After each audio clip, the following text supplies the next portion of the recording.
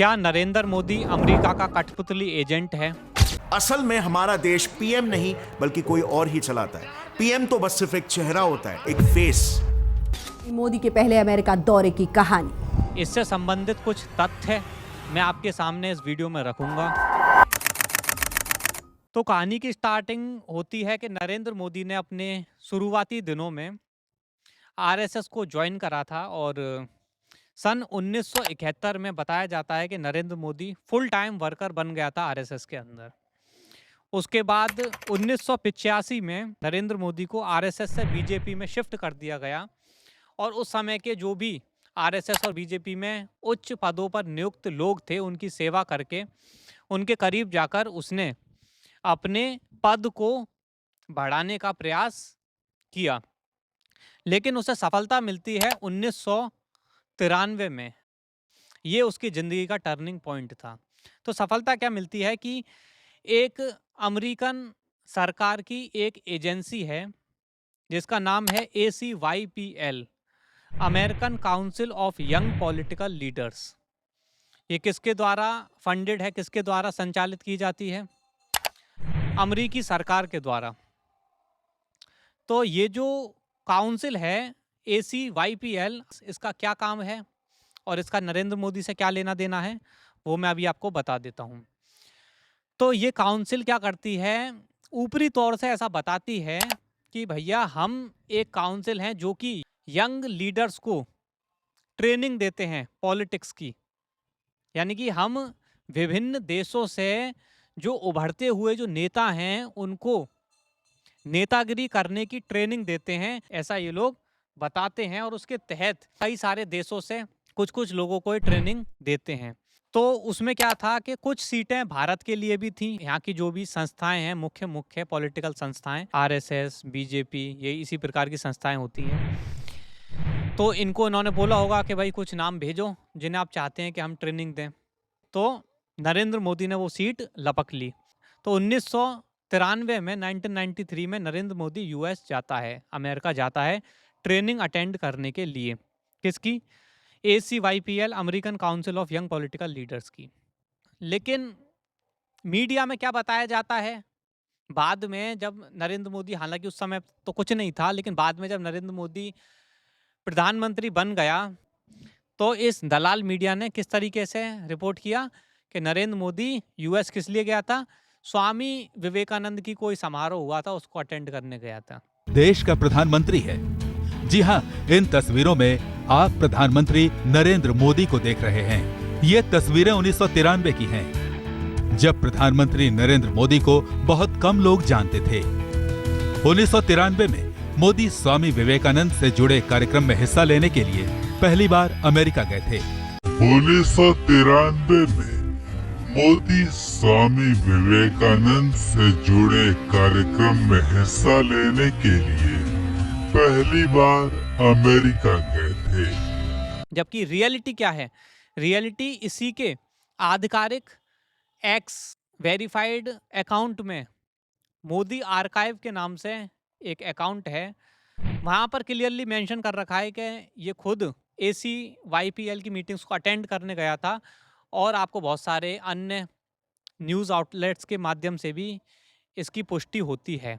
Photos उपलब्ध हैं, उनमें हम स्पष्ट तौर पर देख सकते हैं कि फ़ोटोज़ के अंदर जो लोग खड़े हैं वो कौन कौन है। वो सब अमेरिका के ही सेनेटर्स और ACYPL के अधिकारी हैं।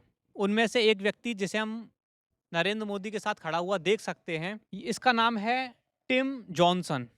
तो ये जो टिम जॉनसन है, ये आप देख सकते हैं किस प्रकार से ये जो फोटोग्राफ इसने जब साइन करके दिया है, बाकायदा स्टेटमेंट लिख के दिया टिम जॉनसन ने कि best wishes to Narendra Modi. वही ट्रेनिंग वगैरह इनकी पूरी हो गई, उसके बाद फोटोग्राफ पे पूरा साइन वगैरह करके दिए गए हैं नरेंद्र मोदी को। Best wishes to Narendra Modi from Tim Johnson. यानी कि अब आप खुद सोचिए कि जो अमेरिका है, क्या आपको इतनी भली लगती है अमेरिका कि वो जितने भी देश हैं, अन्य जितने भी देश हैं, उनकी भलाई के लिए, है ना, उनको एक अच्छा नेता मिल सके जो अच्छी तरीके से उनको, उनकी प्रजा पर शासन करे, है ना, इतना भलाई का काम करेगी अमेरिका? इतनी भली आपको अमेरिका लगती है? अगर आपने अमेरिका का बारे में कुछ भी इतिहास पढ़ा हो, नरेंद्र मोदी को ट्रेनिंग दिलवाने के बाद ये टिम जॉनसन क्यों बेस्ट विशेस दे रहा है? इसका मतलब कि ट्रेनिंग सफल हुई, अच्छी तरीके से नरेंद्र मोदी ने ट्रेनिंग पूरी करी। ACYPL और नरेंद्र मोदी के बीच में क्या डीलिंग हुई, ये तो पब्लिक डोमेन में अभी अवेलेबल नहीं है। लेकिन नरेंद्र मोदी ACPYL की मीटिंग अटेंड करने गया था, इसकी पुष्टि खुद ACYPL की आधिकारिक वेबसाइट करती है। तो ये ACYPL की आधिकारिक वेबसाइट हमारे सामने स्क्रीन पर खुली हुई है। रिफ्रेश करके भी मैं आपको दिखा देता हूँ। और इनकी ये जो ऑफिशियल वेबसाइट है, इसमें अगर आप नीचे स्क्रॉल डाउन करोगे, है ना, तो देखिए इंटरनेशनल लीडर्स में इन्होंने नरेंद्र मोदी का नाम भी मेंशन कर रखा है। तो क्या बोल रहे हैं ये? Narendra Modi prime minister of India to US 1993 में ये आया था इनसे ट्रेनिंग लेने। तो एल्यूमिनाई में इसका नाम भी मेंशन इन लोगों ने कर रखा है नोटेबल एल्यूमिनाई के अंदर। यानी कि नोटेबल एल्यूमिनाई का मतलब वो सारे लोग जो इनसे पढ़ के गए थे, जो इनसे ट्रेनिंग लेके गए थे, उनमें से नरेंद्र मोदी भी एक था इंटरनेशनल लीडर्स में, जो कि 1993 में इनसे ट्रेनिंग लेके गया था। और ये इनकी आधिकारिक वेबसाइट पर मेंशन कर रखा है। और जब ये नरेंद्र मोदी 1993 में इनसे ट्रेनिंग लेके गया था, तो उसी के बाद बीजेपी के अंदर भी इसका प्रमोशन लगातार होता रहा बहुत जल्दी। और फिर 2001 में आकर इसको चीफ मिनिस्टर भी बनवा दिया गया। तो आखिरकार ये टिम जॉनसन कौन है? तो टिम जॉनसन जो है, ये अमेरिका का उस समय का सेनेटर था। उसी के साथ साथ ये एक secret society delta tau delta का मेंबर भी रह चुका था। अब डेल्टा टाउ डेल्टा क्या है? ये एक सीक्रेट सोसाइटी है। और ये जिस प्रकार से फ्रीमेशंस एक सीक्रेट सोसाइटी होती है, उसी प्रकार से डेल्टा टाउ डेल्टा भी एक सीक्रेट सोसाइटी है। तो ये उसका मेंबर था। जो सबसे प्राचीन और सबसे मजबूत गुप्त संस्था है वो फ्रीमेशंस है।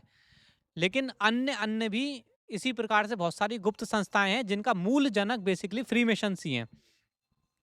तो जो अन्य जो भी गुप्त संस्थाएं हैं, जिनमें से एक डेल्टा टाउ डेल्टा भी एक गुप्त संस्था है, उस संस्था के जो संस्थापक हैं और उनकी जो बेसिक आइडियोलॉजी है वो भी फ्रीमेशंस की आइडियोलॉजी से ही मैच करती है। और उसके जो फाउंडर्स थे, उनमें से कुछ फाउंडर्स फ्रीमेशंस भी थे।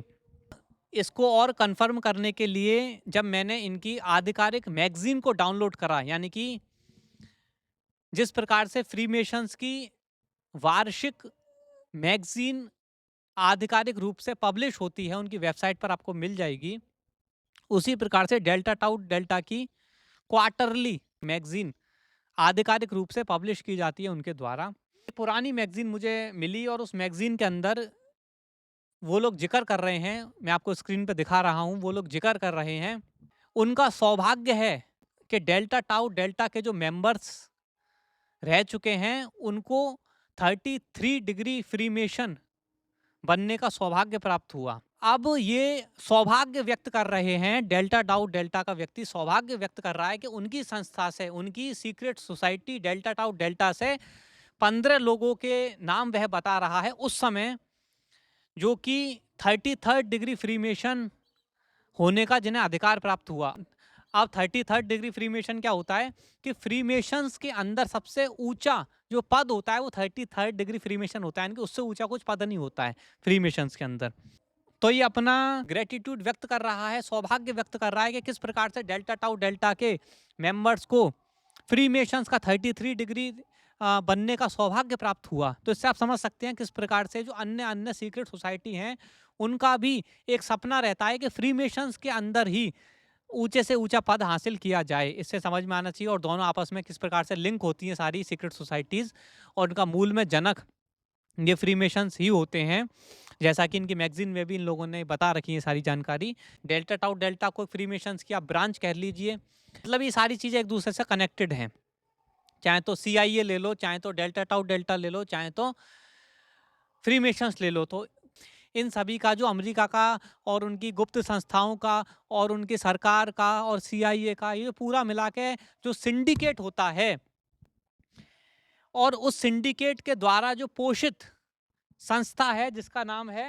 ACYPL, जिसकी फंडिंग सीधी अमेरिकन सरकार से होती है, वो जब ट्रेनिंग देती है अन्य अन्य देशों को, तो क्या हमको यह मानना चाहिए कि हमारे भले के लिए कि यहाँ पर एक अच्छे लोग नियुक्त हो जाएं, अच्छे नेता अच्छे से नेतृत्व कर सकें देशों का, है ना, हम पे कृपा करके हम हमारा भला चाहते हुए वो लोग ट्रेनिंग देते हैं? क्या ऐसा समझना चाहिए, या फिर ऐसा समझना चाहिए कि ताकि अपना कठपुतली एजेंट वो लोग बिठा सकें, उसे ट्रेनिंग देकर और उसके साथ जो भी डीलिंग करके और उसके उनके हिसाब से ताकि शासन चलता रहे, ये समझना चाहिए? इन दोनों में से क्या समझना चाहिए?